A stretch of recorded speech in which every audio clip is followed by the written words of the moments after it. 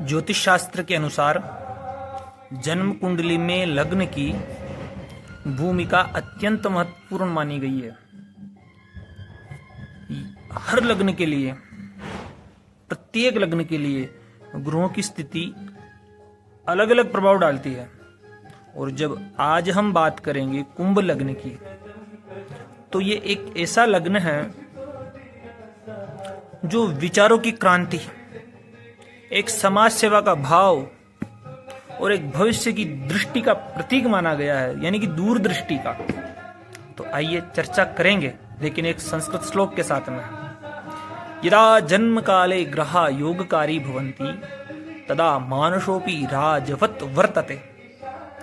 जब जन्म कुंडली में ग्रह शुभ योगों में स्थित होते हैं, तब साधारण मनुष्य भी राजसी वैभव को प्राप्त करता है।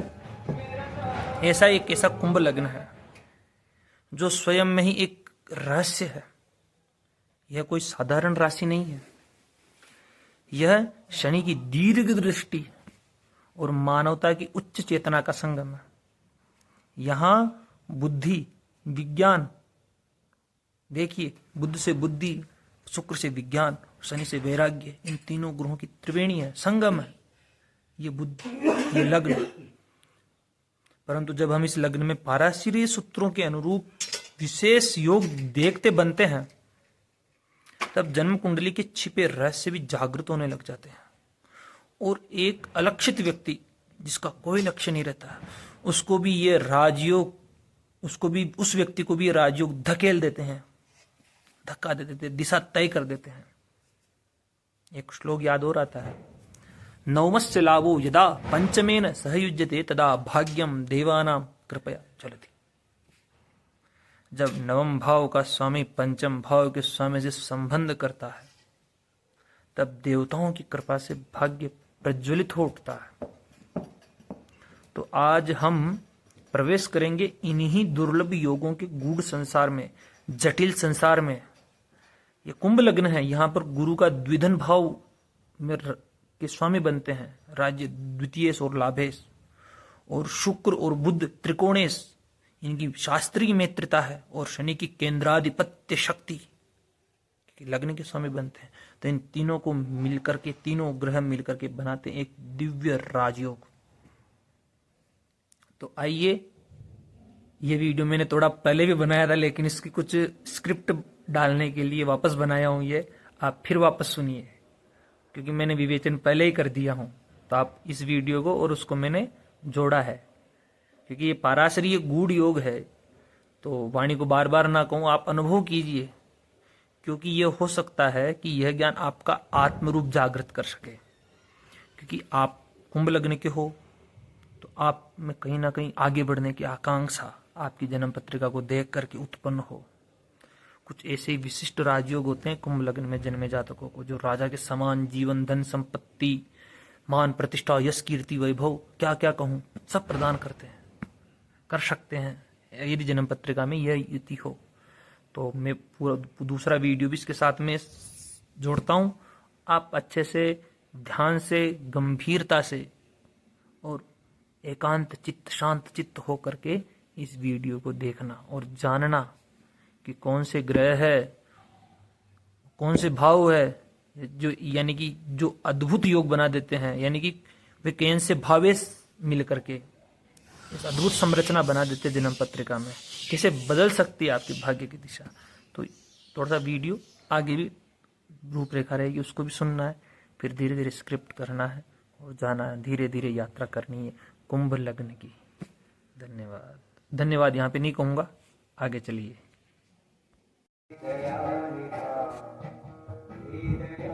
नमस्कार। ज्योतिष शास्त्र के अनुसार जन्म कुंडली में लग्न की भूमिका अत्यंत महत्वपूर्ण होती है। प्रत्येक लग्न के लिए ग्रहों की स्थिति अलग अलग प्रभाव डालती है। तो आज हम एक विशिष्ट लग्न की बात करेंगे, वो है कुंभ लग्न। तो ये एक ऐसा लग्न है जो विचारों की क्रांति, समाज सेवा और एक दूरदृष्टि, भविष्य दृष्टि का प्रतीक माना गया है, दार्शनिक प्रवृत्ति का प्रतीक माना गया है, खोजी प्रवृत्ति का। लेकिन आज हम कुछ इस लग्न के विशिष्ट राजयोगों का चर्चा करेंगे, जो कि महर्षि पाराशर जी के द्वारा प्रणीत है। ये राजयोग कुंभ लग्न में जन्मे जातकों को एक अच्छा जीवन प्रदान करते हैं, एक अच्छा प्रतिष्ठा प्रदान करते हैं, धन संपत्ति प्रदान करते हैं। बड़े गहराई से कुंभ लग्न में बनने वाले पाराशरीय राजयोगों की चर्चा इस वीडियो में करेंगे।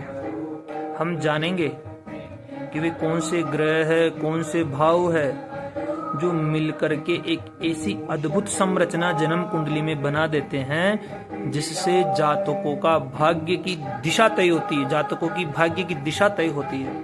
वो अपने जीवन में कितना उत्कृष्ट कार्य कर सकते हैं, अपने जीवन शैली इतनी उत्कृष्ट बना लेते हैं, या यूं कहूं कि राजतुल्य वैभव प्राप्त कर लेते हैं। तो आज हम इस कुंभ लग्न के विषय में जानेंगे और इस ज्योतिष के जो रहस्यमय संसार है, इसके साथ में कदम रखेंगे कुंभ लग्न की ओर।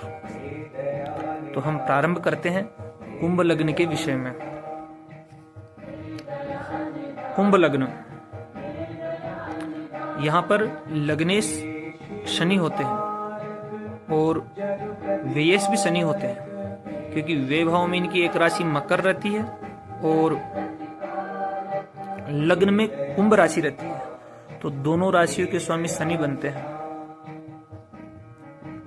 व्यय भाव में होने के कारण पाराशर जी कहते हैं लग्नाद व्यय द्वितीय सौ परेशान साहचर्यतः स्थानांतरानुगुण्येन भवतः फलदायको। इनका दूसरा स्थान कहाँ है ये निर्धारित कर रहे हैं। व्यय भाव के स्वामी बनते हैं, इनका लग्न में भी स्थान है। तो लग्न के स्वामी होने के कारण लग्न केंद्र में भी आता है, त्रिकोण में भी आता है, इसलिए बहुत अच्छे हो जाते हैं शनि कुंभ लग्न वालों जातकों के लिए। शनि श्रेष्ठतम परिणाम प्रदान करते हैं, विशिष्ट राजयोग का निर्माण करते हैं। वो कब करेंगे यह बात अलग है, किस भाव में बैठे हुए हैं, किस स्थान किन ग्रहों से दृष्ट है, किन ग्रहों से युति बना रहे हैं, यह बात अलग है। लेकिन कुंभ लग्न में शनि अच्छे रहते हैं, यानी कि वो लग्नेश रहते हैं, मालिक रहते हैं लग्न के। आगे इससे द्वितीय भाव में चले तो वहां पर मीन राशि और लाभ भाव में धनु राशि, क्योंकि गुरु मीन द्वितीय भाव के स्वामी बनते हैं, लाभ भाव के स्वामी बनते हैं। तो दोनों भाव के स्वामी बनने के कारण देवगुरु बृहस्पति आर्थिक दृष्टि से तो अच्छे बन जाते हैं, धन संपत्ति के लिए अच्छे बन जाते हैं, वाणी कुटुंब परिवार मित्र लाभ इत्यादि के लिए तो सही है, लेकिन राजयोग कारक नहीं रहेंगे। पाराशर जी कहते हैं पतयः त्रिषडायानाम यदि पाप फल प्रदा, ये त्रिषडाय पति है और द्वितीय भी है, जो मार्ग भाव के रूप में जाना जाता है। द्वितीय भाव क्यों? अष्टमम ख्यायुष स्थानम अदष्टमादष्टमं च तयोः अपिवेस्थानम मार्ग स्थानम उच्यते। ये मार्ग भाव है, क्योंकि आयु का भाव अष्टम है, उससे अष्टम तृतीय भाव भी आयु का रहता है। इन दोनों का व्यय भाव सप्तम भाव और द्वितीय भाव, तो ये मारक हो जाते हैं, यहाँ के स्वामी बन जाते हैं देवगुरु बृहस्पति। इसलिए एक तो मार्केश हो गए और त्रिषडायपति भी हो गए। त्रिषडायपति पापी होते हैं तो राजयोग कारक नहीं रहेंगे कुंभ लग्न में। ये वो बात अलग है कि इनकी दशा अवधि क्या परिणाम जातकों को प्रदान करेगी, कि ये श्रेष्ठतम रहेगी या नहीं रहेगी। इसको देखने के लिए देवगुरु बृहस्पति की कुंडली में क्या स्थिति है यह निर्धारित करेगी कि इनकी दशावधि अच्छी जाएगी या नहीं जाएगी। लेकिन ऑलमोस्ट जन्म पत्रिका में, कुंभ लग्न की जन्म पत्रिका में देवगुरु बृहस्पति अत्यधिक शुभ नहीं माने गए हैं। ये क्लियर हो गया गुरु के लिए। यह देखा, राजयोग का निर्माण नहीं करेंगे ये वस्तुतः। अब आगे देखें तो तृतीय भाव और दशम भाव, इन दोनों भावों के स्वामी बनते हैं भौम, अर्थात कि मंगल। मंगल दशम भाव के स्वामी बनते हैं और तृतीय भाव के बनते हैं। तो पाराशर जी कहते हैं पतयः त्रिषडायानाम। यह श्लोक बार बार इसलिए बोल रहा हूं कि आपके मस्तिष्क में आ जाए कि त्रिषडायपति वस्तुतः शुभ फल प्रदान करने वाले नहीं रहते हैं, राजयोग की प्राप्ति नहीं करवाते हैं, कुंडली को बलवान नहीं बनाते हैं। कुंडली यदि बलवान बनती है, इनकी दशा अवधि आती है तो अच्छा फल देते हैं ग्रह, ये नहीं कह रहा हूं, लेकिन कुंडली को बलवान नहीं बनाएंगे ये। एक श्लोक और आता है, कुजस्य कर्म नेतृत्व प्रयुक्ता शुभकारिता त्रिकोणस्यापि नेतृत्व न कर्मे सत्व मात्रतः। मात्र कर्मेश होने के कारण मंगल शुभ फल प्रदायक नहीं है, उनको त्रिकोण का स्वामी भी होना पड़ता है। जैसे कर्क लग्न होता है, सिंह लग्न होता है, तब कर्क लग्न की जन्म पत्रिका में भौम राजु कारक हो जाते हैं दशमेश होने के कारण या केंद्र के स्वामी होने के कारण, लेकिन यहां पे नहीं होंगे, यहां पे वो तृष्णायपति बन जाते हैं। तो ध्यान रखने की योग्य बात है कि मंगल और शुक्र की युति यदि जन्म पत्रिका में नवमेश दशमेश का संबंध बनता है तो राजयोग का निर्माण तो करेंगे, लेकिन उस श्रेष्ठ स्थिति में नहीं ले जाएंगे जिस श्रेष्ठ स्थिति में मैं जो बताऊंगा वो ग्रह ले जाएंगे। स्पष्ट हो गया? मंगल राजयोग कारक नहीं है, तृषिणायपति है, केंद्र के स्वामी होने के कारण। कहते हैं ना, जो क्रूर ग्रह रहते हैं तो वो न दिशेयुर्ग्रहा न दिशंति ग्रहा सर्वे न दिशेयुर्ग्रहा, एक श्लोक आता, न दिशंति शुभं नृणाम सौम्याः केंद्राधिपा यदि क्रूराश्चेद शुभं खेते प्रबलास्तोत्तरोत्तरम। क्रूर ग्रह केंद्र के स्वामी होने के कारण अशुभ फल नहीं देते हैं, लेकिन ये तृषिणायपति है, अशुभ नहीं देते इसका मतलब शुभ भी नहीं देते हैं, ये भी ध्यान योग्य बात है। कह रहे हैं पाराशर जी अशुभ फल नहीं देते, लेकिन वो ये नहीं कह रहे कि शुभ फल देते हैं। अब आगे चर्चा करते हैं। आगे रहते कुंभ लग्न में शुक्र, चतुर्थ भाव के स्वामी तथा नवम भाव के स्वामी। शुक्र क्या परिणाम देंगे? देखो, बड़ा विशिष्ट बन जाता है शुक्र कुंभ लग्न की जन्म पत्रिका में। भाग्येश, स्वयं भाग्येश है और त्रिकोण के स्वामी चतुर्थेश भी है, दोनों एक साथ केंद्र और त्रिकोण के स्वामी बन जाते हैं। केंद्र के लिए क्या कहते हैं? सर्वे त्रिकोण नेतारो ग्रहा शुभ फल प्रदाह, शुभ त्रिकोण के स्वामी शुभ फल प्रद है।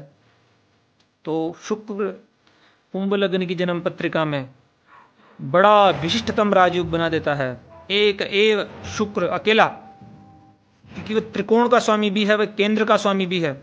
इस कारण कुंभ लग्न की जन्म पत्रिका में शुक्र बहुत ही विशिष्टतम से भी विशिष्टतम राजयोग करने की क्षमता रखते हैं, यदि जन्म पत्रिका में शुक्र की स्थिति बड़ी शुभ है तो। यदि जन्म पत्रिका में शुक्र की स्थिति शुभ नहीं है तब ये राजभंग भी कर देंगे, ध्यान रखना। लेकिन इनकी स्थिति किन ग्रहों के साथ में, किन ग्रहों से दृष्ट है, ये भी बड़ी जानकारी रखनी होगी हमें। कुल मिलाकर के जैसे गुरु कुंभ लग्न के अंदर राजयोग कारक नहीं थे, वैसे कुंभ लग्न में शुक्र परम राजयोग कारक रहेंगे। अब आगे देखें, पंचम भाव के स्वामी बुध है और अष्टम भाव के स्वामी भी बुध है, तो एक त्रिकोण के स्वामी बनते हैं और एक अष्टम भाव के स्वामी बनते हैं। पराशर जी करते हैं, भाग्य व्ययाधिपत्येन रंध्रे सोन शुभ प्रदः स एव शुभ संधाता लग्नाधीशोपिचित स्वयं। भाग्य के व्यय के अधिपति होने के कारण बुध शुभ फल प्रद नहीं रहेंगे। लेकिन पाराशर जी ने जो लास्ट का एक श्लोक है, धर्म कर्मादि नेतारो रंध्रलाभाधिपो यदि तयो संबंध मात्रेण नयोगन लभते नरः, यदि ऐसे भाग्येश हो जो अष्टमेश है वह तो राजयोग भंग करता है, लेकिन यहाँ पे पंचमेश है, पंचमेश का अष्टमेश होना पाप फलप्रद है क्योंकि भाग्य की हानि करेगा। लेकिन यदि ऐसा बुध शुक्र के या शनि के साथ में युति बना रहा है या इनसे दृष्ट हो रहा, शुक्र के साथ में तो युति बना सकता है, दृष्ट नहीं हो सकता है, शनि से दृष्टि प्राप्त कर रहा है, तब तो राजयोग कारक रहेगा, क्योंकि पंचमेश प्लस लग्नेश का संबंध बनेगा। लेकिन अष्टमेश होने के कारण दोष रहेगा इसके अंदर, तो दोष युक्त राजयोग का निर्माण यहां पर बुध करेंगे, दोष युक्त राजयोग का निर्माण यहां पर बुध करेंगे। ध्यान रखने योग्य बात है कि बुध और शुक्र इन दोनों ग्रहों की युति हो, शनि की भी युति आ जाए, फिर तो कहना ही क्या है। क्यों? क्योंकि केंद्र त्रिकोणाधिपयो एकत्वे योगकारिता अन्य त्रिकोणपति ना संबंधे यदि किम परम, फिर क्या आवश्यकता है, फिर तो किसी की भी आवश्यकता नहीं है। कुंभ लग्न में बड़ा विशिष्टतम राजयोग बना देंगे तीनों ग्रह। तो बुध शुक्र और शनि की युति कहीं पर भी हो, बिल्कुल स्पष्टता से कही है, आनंद ही आनंद है। कहीं पर का मतलब ये नहीं है कि आप नीच के हो, 6-8-12 में स्थित हो, ऐसा नहीं है। अच्छे भाव में हो, केंद्र त्रिकोण में हो, तब अपन कह सकते हैं। अब आगे चर्चा करें।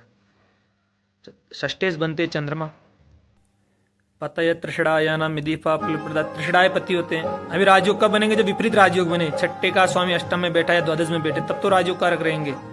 मैं विपरीत राजयोग को ला करके यहाँ पे डाल रहा हूँ थोड़ा। चंद्रमा यहाँ पे राजयोग कारक नहीं रहेंगे। कुंभ लग्न में ऑलमोस्ट राजयोग कारक नहीं रहेंगे चंद्रमा। सप्तम भाव के स्वामी बनते हैं सूर्य। सूर्य यहाँ पे परम मारक बनते हैं। देखो शनि का लग्न आ जाता है, तब सूर्य पंचमेश सप्तमेश बन जाते, तो मार्केस हो जाते हैं। पिता पुत्र एक दूसरों की कुंडली में मार्केस बना देते हैं, दोनों मार्केस बना देते हैं। जैसे तो कुंभ लग्न, आप सिंह लग्न ले लो, मार्केस शनि। अब कुंभ लग्न ले लो, मार्केस सूर्य, तो एक दूसरे को मार्केस बना देते, तो सूर्य राजयोग कारक नहीं रहेंगे, कतई नहीं रहेंगे, भले ही वो केंद्र के स्वामी हो। ठीक है, वैवाहिक जीवन के लिए इसकी स्थिति देखी जानी आवश्यकता है। वो स्थितियां अलग है, लेकिन यहाँ पे चर्चा में कुछ इस लग्न से संबंधित कर रहा हूँ। अष्टमेश का अपन ने पता ही कर लिया, बुध है। भाग्येश का पता ही कर लिया, शुक्र है। दशमेश का पता ही कर लिया है कि मंगल है। लाभेश गुरु का पता ही कर लिया। व्ययेश शनि स्वयं है। तो ऑलमोस्ट आपने इस जन्म पत्रिका को गहनता से विचार करने की क्षमता अर्जित कर ली है कि ये जन्म पत्रिका विचार क्षमता तो उत्पन्न कर ली है आपने वीडियो के माध्यम से, या फिर और भी आपने कभी देखे होंगे वीडियो। ऑलमोस्ट हम जन्म पत्रिका का कितना पावरफुल है, कितनी स्ट्रॉन्ग है जन्म पत्रिका, यह हम समझ गए हैं। जब कभी भी कुंभ लग्न की जन्म पत्रिका हो, शुक्र की स्थिति देखो, बुध की स्थिति देखो, शनि की स्थिति देखो, और ग्रह में ये नहीं कह रहा कि ये राजयोग अच्छा फल नहीं देंगे, ऐसा नहीं है। क्यों? इसका रीजन है, यदि ये पाप ग्रह भी यदि शुभ ग्रहों से दृष्ट हो, शुभ ग्रहों के साथ में हो, तब शुभ फल प्रदान देते हैं। थोड़ा सा श्लोकों को क्या कि अपन जब ऑलमोस्ट जन्म पत्रिका को देखने लगते हैं, तब हम देखना पड़ता है, क्योंकि असाधु भी साधु के संगत में आकर के शुभ फल प्रदायक हो जाते हैं। पापा यदि दशानाता शुभानां तद संयुताम, यदि पापा यदि दशा ना तो, लेकिन शुभ ग्रहों से दृष्ट हो, शुभ ग्रहों से युति बना रहे हो, जिस लग्न की जन्म पत्रिका है, उस लग्न के जो शुभ ग्रह है, उनसे यदि ये पापी ग्रह भी संबंध बना रहे हैं, तो यह भी शुभ फल प्रदायक हो जाते हैं। समझ में आ गई होगी ऑलमोस्ट कुंभ लग्न की जन्म पत्रिका से संबंधित। धन्यवाद। यूट्यूब चैनल को सब्सक्राइब कीजिए। धन्यवाद।